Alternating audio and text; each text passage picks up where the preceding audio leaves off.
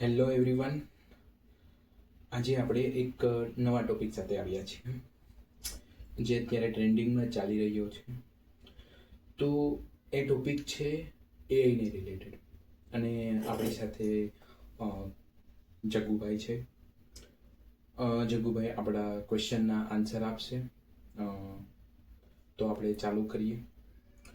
આજનો ટોપિક છે એઆઈને રિલેટેડ. તો જગ્ગુભાઈ, તમને શું લાગે છે એઆઈ આવ્યા પછી આપણી જોબ ખતરામાં છે? ના, મને એવું નથી લાગતું એઆઈ જોબ લઈ લેશે. પણ જે લોકો નવી ટેકનોલોજી સાથે અપડેટ નથી રહેતા તેમની જોબ આપણે કહી શકીએ કે તે લઈ લે.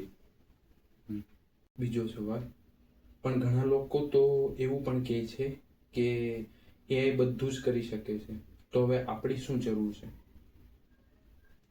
હા, બરોબર. એઆઈ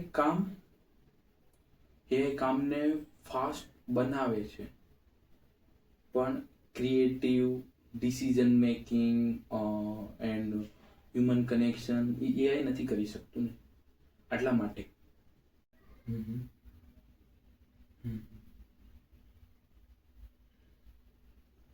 ઓકે,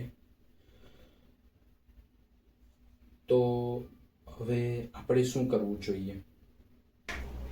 સિમ્પલ છે. દરરોજ નવી નવી સ્કિલ શીખવી, ટેકનોલોજી સમજવી, પોતાને ઇમ્પ્રુવમેન્ટ કરવું.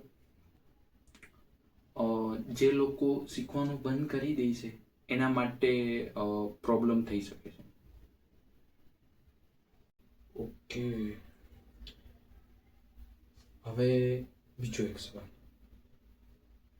એટલે ફ્યુચરમાં સક્સેસફુલ કોણ હશે? તો